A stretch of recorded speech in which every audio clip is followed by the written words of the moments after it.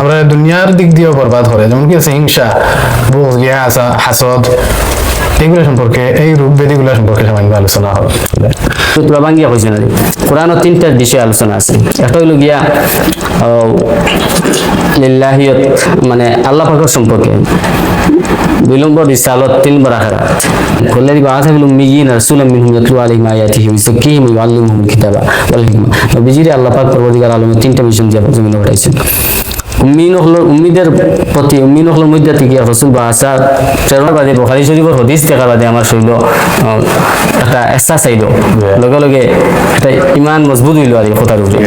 সেটা আমার গঙ্গবী স্যার ইলমের সমন্দর তাই নটিয়া যে সময় ইমদাদুল্লাহ মুহাজির মক্কি সাহেবের কাছে বয়াত গ্রহণ করে জিকির আজকার করছে।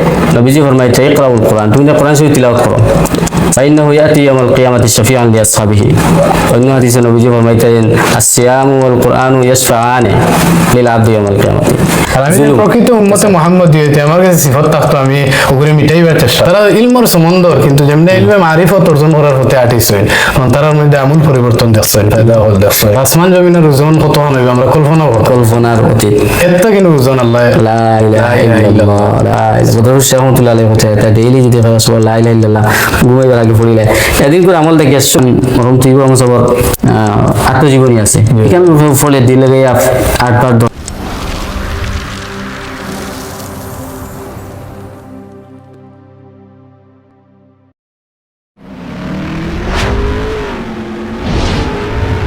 আসসালামু আলাইকুম রহমতুল্লাহি ওয়া বারাকাতুহু। ইনসাইড 47 পডকাস্টের 4 নম্বর এপিসোডে আপনাদেরকে স্বাগতম।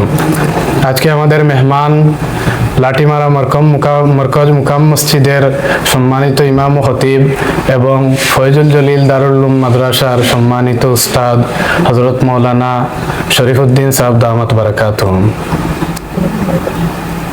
আজকে আমাদের আলোচ্য বিষয় হলো রুহের খাদ্য ও আত্মার প্রশান্তি। এই বিষয় নিয়ে আমরা আজকে আলোচনা করব।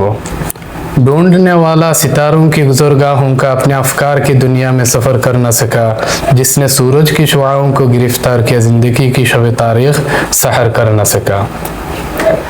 আমরা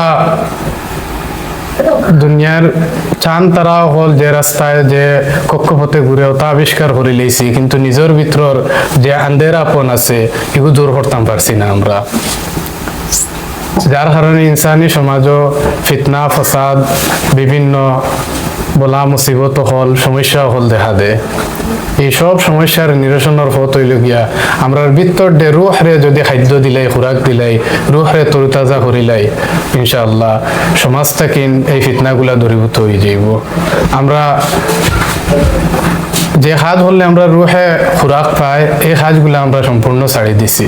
তাই আজকের ও বিষয় নিয়ে আমরা আলোচনা করবো মৌলানা শরীফউদ্দিন সাহেব দামাত বারাকাতুহুম, যার বিষয়ে হয়তো সোশ্যাল মিডিয়া তার এমনভাবে পরিচিতি নাই, কিন্তু তাই খুব সুন্দর সূক্ষ্ম কথা হল কোরআন ও সুন্নাহর আলোকে, যেগুলা খুব দিল গিয়া আঘাত করে, এই কথাগুলায় দিল আসর করে, আসরপূর্ণ কথা হল হয়। আপনারা যদি শুনেন ইনশাল্লাহ আপনারারও ফায়দা হইব ইনশাআল্লাহ। আসসালামু আলাইকুম রহমতুল্লাহ। ওয়ালাইকুম আসসালাম রাহমাতুল্লাহি ওয়া বারাকাতুহু।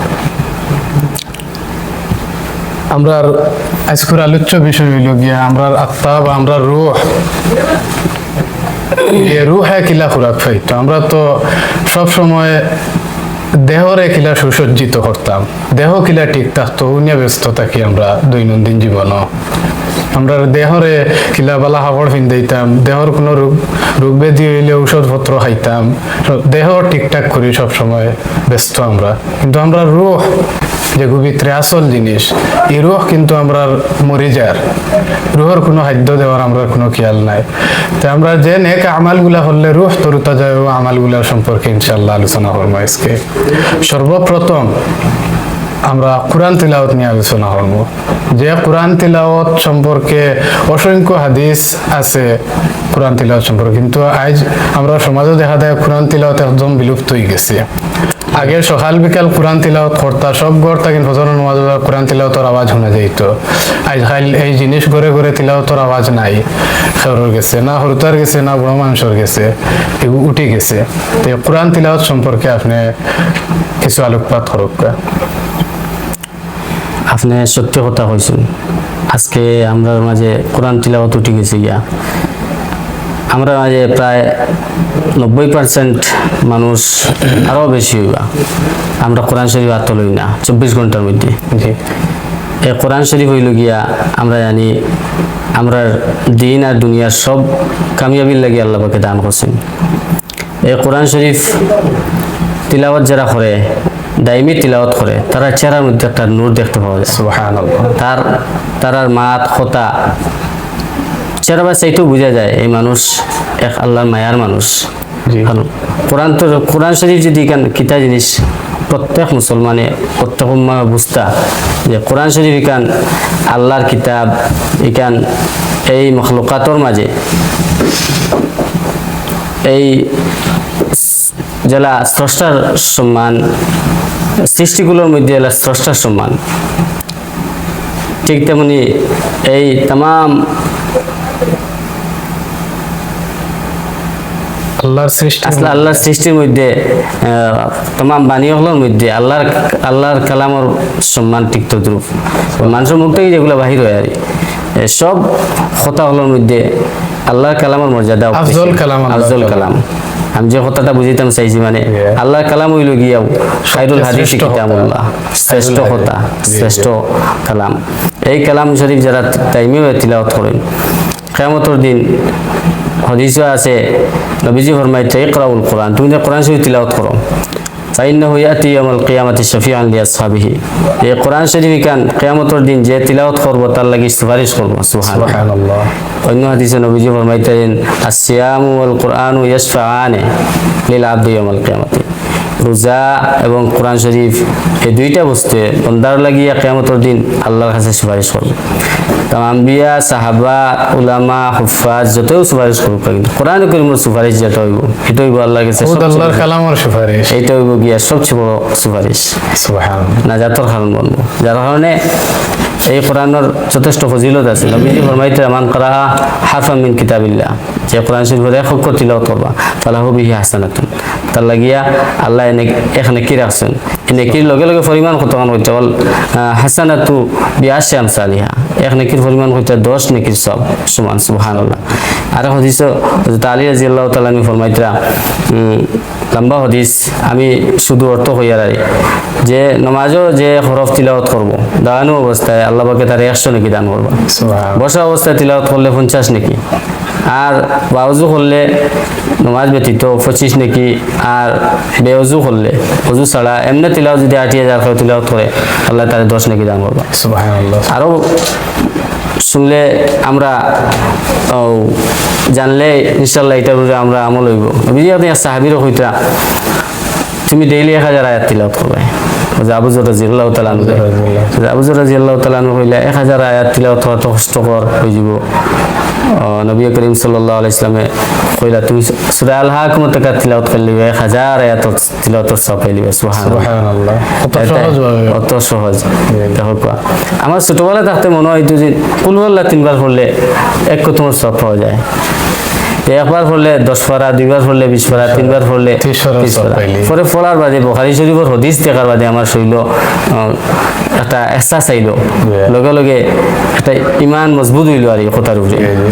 হাসাও কুতা সূরা ইখলাস সুলুসুল কোরআন, 1/3 আর কোরআনে পাকের 1/3 হইলো কি সূরা ইখলাস, যে 3 বার তিলাওয়াত করব সত্যিকারে 1 তোমার সওয়াব পাইব। ওগুলো তোরা ভাঙ্গিয়া কইছে না রে। কোরআনের 3টা বিষয় আলোচনা আছে। একটা হইল গিয়া লিল্লাহিয়ত মানে আল্লাহ পাকের সম্পর্কে, 2 নম্বর হইল গিয়া আখিরাত সম্পর্কে, 2 নম্বর রিসালাত, 3 নম্বর আখিরাত।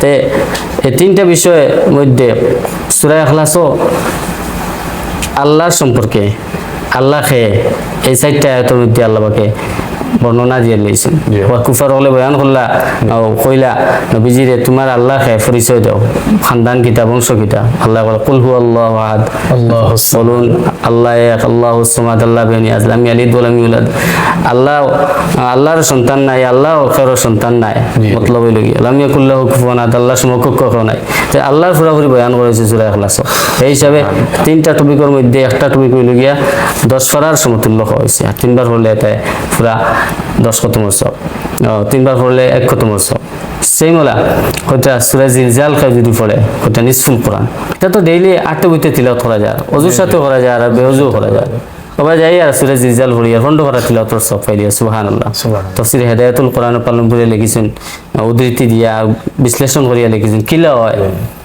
লম্বা আলোচনা হয়ে যাবে আমি আর সংক্ষেপ করিয়ার সূরা জিলজাল 2 বার পড়লে 1 খতমের সব বলা সূরা কুল ইয়া আইয়ুল কাফিরুন 4 বার পড়লে 1 খতমের সব রুবুল কোরআন কোয়া হইছে সূরা কাফিরুন দিয়ে এতে আমরা এটা তো ডেইলি আমরা আটটা বইতে পড়ি আর যেমন সূরা ফাতিহা কয়টা সূরা ফাতিহা যদি একবার কেউ তিলাওয়াত করে কোরআন শরীফ তৌরাত জবুর ইনজিল কোরআন 4টা কিতাব তিলাওয়াতের সব সমান সব পাইব সুবহানাল্লাহ হয়তো সূরা ফাতিহার মতো তাফসীরের কিতাব মানে আর কোনো সূরা কোনো কিতাব নাই কারণ সূরা ফাতিহার মাধ্যমে কোরআন শরীফ প্রথম ওহী শুরু হইছে আমরা 32 বার ডেইলি সূরা ফাতিহা প্রত্যেক রাকাতে পড়ি আর এরপরে সূরা ফাতিহা আমরা কোরআন শরীফের আরম্ভণী সূরা প্রথমে যত সূরা করাইছে সূরা ফাতিহা দিয়ে শুরু হইছে ফাতিহাতুল কিতাব হইছে এই সূরা ফাতিহা প্রত্যেকটা সূরার যথেষ্ট ফজিলত আছে আমি 3-4টা সূরার তোরা ফজিলত কইলাম আমরা দাইমি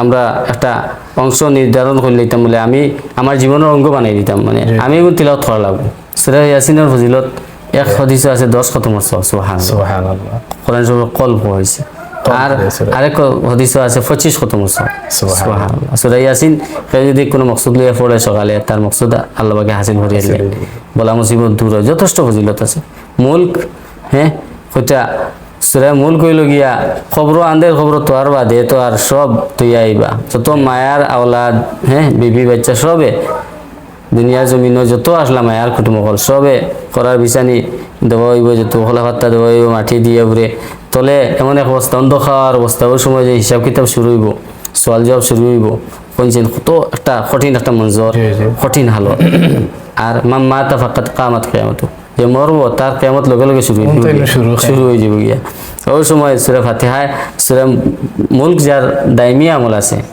এটা সংগ্রাম করব আজাব মানুষে ছোট গুনাহ করলে ছোট গুনাহ করলে ছোট আজাবর সুরতে হামলা হইব আর বড় গুনাহ করলে বড় আকারে হামলা হইব ওই সময় সূরা মুলকে সারার লগে ফাইট করব আর এই মুর্দারে আজাব থেকে বাঁচাইব এতকে জান্নাত পর্যন্ত পৌঁছাইব সুবহানাল্লাহ এটা তো সূরা মুলকের নাম সূরা নাজিয়া মুনজিয়া এতে আমার খোয়ার অর্থ হইল গিয়া এগুলা আমরা দাইমি আমল হইতো হাদিসে আছে না হাব্বুল আমাল ইলাল্লাহ ইয়াদুমুহা আমল সামান্য করো বলে দাইমি করো এটা কত বরকত আছে এটা আল্লাহর কাছে মাহবুব তরিন আমল পছন্দিদা আমল হইল গিয়া এটাতে এই কোরআনে করিমর আরো এক হাদিস আছে ইউকালু লি সাহিবুল কোরআন যারা কোরআন শরীফ তিলাওয়াত করব অধ্যয়ন করব দাওয়াত পৌঁছাইব খাইব কিয়ামতের দিন ইকরা তুমি পড়ো ওয়ারতাকি এবং উপরে উঠো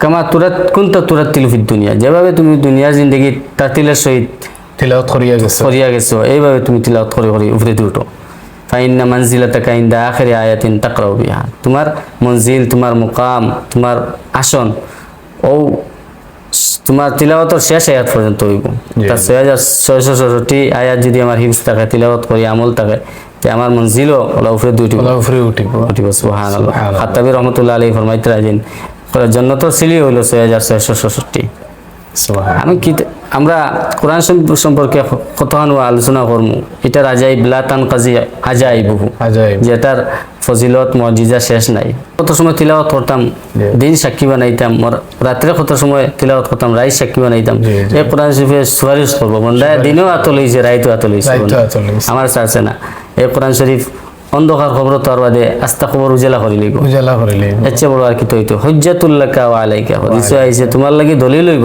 পক্ষে দলিল হইব বা বিপক্ষে দলিল হইব আমরা বহুত মানুষ তিলাওয়াত জানেন সবাই বক্তব্য সুন্দর তিলাওয়াত কিন্তু তাই কোরআন শরীফ 11 মাস হাতলেন না, রমজানও যেহেতু হাতলেন তিলাওয়াত লাগেন, দেখা যায় 3 লাইন পড়িতে পারেন না, মুখে দিয়ে 14 বার বেড়া লাগেন। কারণ কিতা তান 11 মাস কোরআন শরীফ হাতে হরিছে না।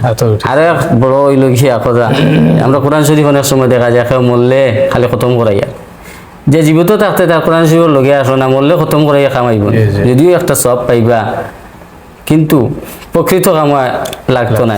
কোরআন শরীফের বদুয়া লাগে যদি বিপক্ষে দলিল বানাতে কিছু কাম দিত না। সেগুলো যেটা কইছিলা স্মরণ শক্তি বাড়াইবার লাগে, যেহেন বাড়াইবার লাগে এক ফত হইল কোরআন শরীফ তিলাওয়াত। কোরআন শরীফ তিলাওয়াত এটা হফাজিনে কেরাম অকল যে বাই যাইন বালা হাফিজ সাহেব অকল মানে বালা বালা রিজাল্ট করে আমরা জানি, 6টা লেটার করি ফাইন। আমার চাচার ভাই হে ও হিফজ করছে 11 মাসে, মরকজুল মারুফও পড়ে হে 3 বছরে আলহামদুলিল্লাহ 93% লইয়া HSLC কামিয়াব হয়েছে।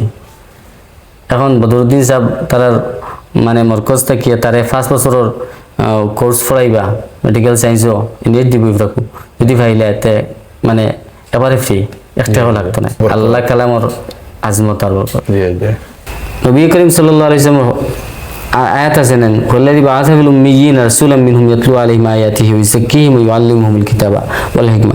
নবীজিরে আল্লাহ পাক পরবর্তীকার আলমে 3টা মিশন দিয়ে জমিনে পাঠাইছেন। উম্মিদের প্রতি উম্মিনহলের মধ্যে থেকে রাসূল বাআসা প্রেরণ করছেন 3টা কাম। ইয়াতলু আলাইহিম আয়াতিহি, প্রথমে আল্লাহর কালামুল্লাহ শরীফের আয়াত পড়িয়ে শোনানি।